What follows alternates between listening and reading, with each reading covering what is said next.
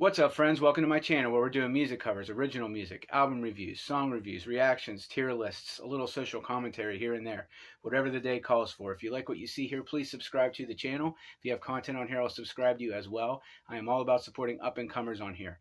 I am so excited to get into this one, guys. Probably more excited than I've been in a long time to do a reaction. One of my favorite bands for years, The Story So Far, have released their first new song since 2018.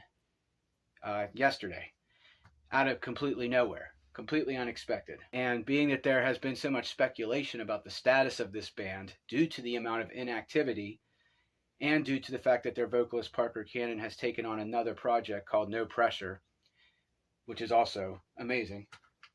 I got the full-length record. I am just so glad that this band is still going.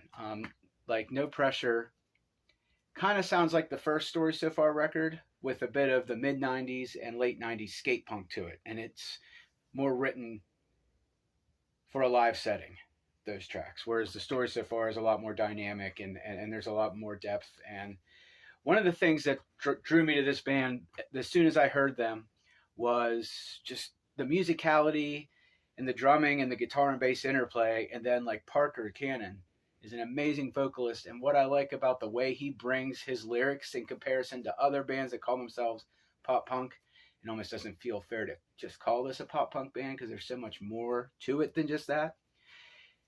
Although most of his lyrics do deal with failed relationships, whereas a lot of bands will come at it with more of a sorrowful, heartbroken approach, Parker's more angry with it.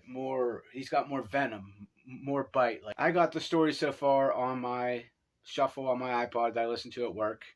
So at least 5 of the 7 days of the week, I'm listening to this band in some capacity.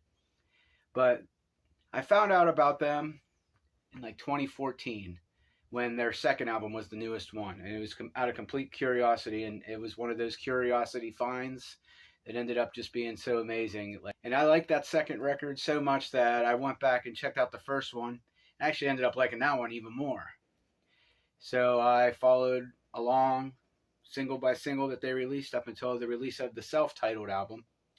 That one came out when I was going through a pretty rough patch in life. And that album, the third one, comes off as the most kind of fed up and angry and feeling just kind of lost and hopeless, you know. That record just kind of felt like it felt like the first 2 records were like things just kind of festering and boiling up, and then the third record just kind of represents just kind of like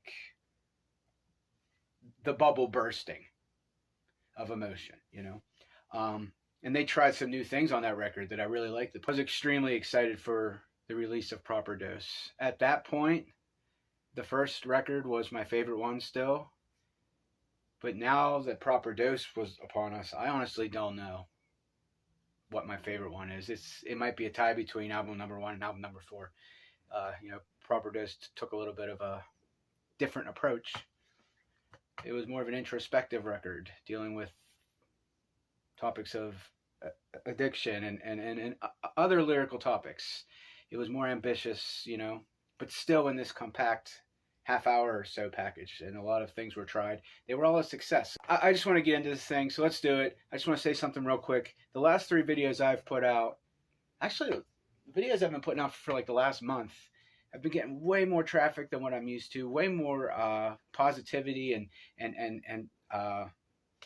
interaction and engagement and views and stuff. And for just a random dude, it means so much.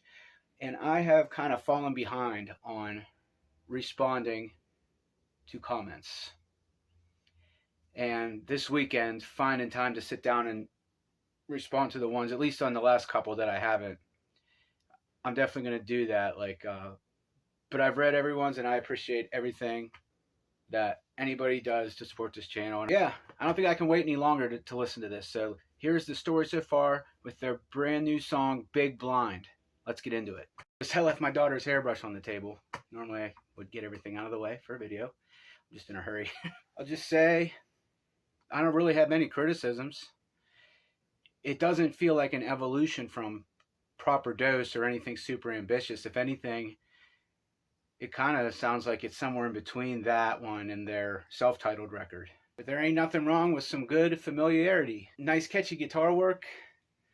I feel like, I mean, I don't know if this is going to be like an album track, but there's something about the drum sound compared to their other albums where it feels a little bit unfinished on the production end of things, or maybe just kind of drown in the mix a little bit, just a little bit. Parker sounds great as always, and I mean, this is just kind of the story so far song by the numbers, but if you like their sound, you're gonna like this. I liked it. I'm gonna listen to it a lot more. I think that the more I listen to it, the more it's gonna grab. Because right now it's sitting at like a 7.5, but I know it's gonna grow on me, and I gotta zone in on some of these nuances of the guitar melodies and everything like that, and really digest the lyrics. So I'll give it an 8 out of 10. And it's a great way for them to let us know that they are back, at least in some sort of capacity. Hopefully we'll see some kind of album announcement here. I think one of the reasons why they do have 4 flawless albums and one of the most consistent discographies ever in the scope of bands I listen to is because they don't seem like the kind of band that's going to rush out a project. You know, quality comes with time, man. And they have one of the most consistent discographies, even if it is just 4 records, 4 flawless records. That's pretty good, man. And they are one of my all-time favorite bands. Like my favorite band of all time since 1997 is 311. I can't even say that they've never made a song I don't like. This band has never made a song I don't like. And I am very excited to see what comes next. And that's all I got to say about this one, guys. So until next time, thanks for watching.